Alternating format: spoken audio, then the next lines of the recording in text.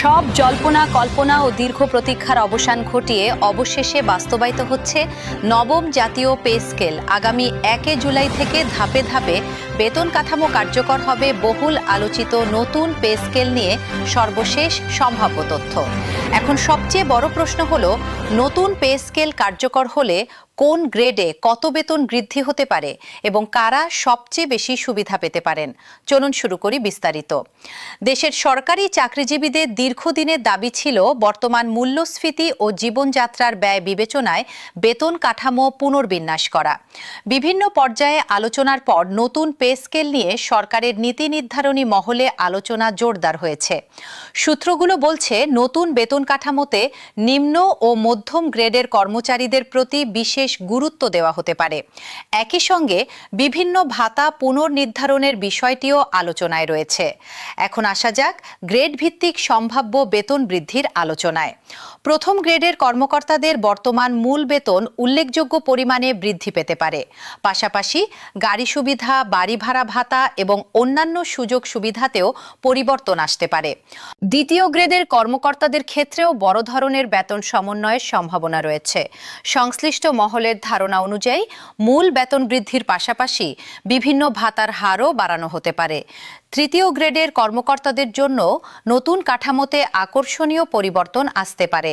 বিশেষ করে দীর্ঘদিন ধরে পদোন্নতি ও বেতন বৈষম্য নিয়ে যে আলোচনা ছিল তা কমানোর উদ্যোগ নেওয়া হতে পারে। চতুর্থ ও পঞ্চম গ্রেডের কর্মকর্তারা নতুন পে স্কেলের অন্যতম বড় সুবিধাভোগী হতে পারেন বলে ধারণা করা হচ্ছে, কারণ মধ্যম পর্যায়ের কর্মকর্তাদের জীবনযাত্রার ব্যয় সামাল দিতে বেতন বৃদ্ধির ওপর বিশেষ গুরুত্ব দেওয়া হচ্ছে। ষষ্ঠ থেকে নবম গ্রেড পর্যন্ত কর্মরত কর্মকর্তাদের ক্ষেত্রেও উল্লেখযোগ্য পরিবর্তন আসতে পারে। বিভিন্ন ভাতা ও ইনক্রিমেন্ট কাঠামো পুনর্গঠনের আলোচনা চলছে। দশম থেকে ষোড়শ গ্রেড পর্যন্ত কর্মচারীদের জন্য সুখবর আসতে পারে। বিশেষ করে নিম্ন আয়ের কর্মচারীদের আর্থিক চাপ কমাতে বেতন বৃদ্ধির হার তুলনামূলক বেশি রাখার বিষয়টি বিবেচনায় রয়েছে। সপ্তদশ থেকে 20 গ্রেড পর্যন্ত কর্মচারীদের জন্য ন্যূনতম বেতন বৃদ্ধি এবং বিশেষ সহায়তা ভাতা চালুর প্রস্তাব নিয়ে আলোচনা চলছে বলে জানা গেছে। অর্থনীতিবিদদের মতে, নতুন পে স্কেল কার্যকর হলে সরকারি চাকরিজীবীদের ক্রয় ক্ষমতা বৃদ্ধি পাবে। এর ফলে অভ্যন্তরীণ বাজারে ভোগ ব্যয় বাড়তে পারে এবং অর্থনৈতিক কর্মকাণ্ডেও ইতিবাচক প্রভাব পড়তে পারে।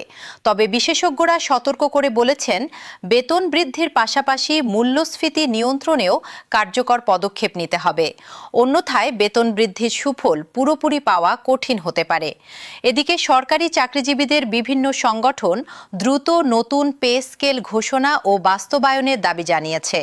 তারা বলছেন, বর্তমান অর্থনৈতিক বাস্তবতায় নতুন বেতন কাঠামো সময়ের দাবি হয়ে উঠেছে। সবশেষে বলা যায়, নতুন পে স্কেল নিয়ে সরকারি চাকরিজীবীদের মধ্যে ব্যাপক আগ্রহ ও প্রত্যাশা তৈরি হয়েছে। এখন সবার নজর সরকারের চূড়ান্ত সিদ্ধান্তের দিকে। নতুন কোনো ঘোষণা এলে সবার আগে তা নিয়ে হাজির হব আপনাদের সামনে।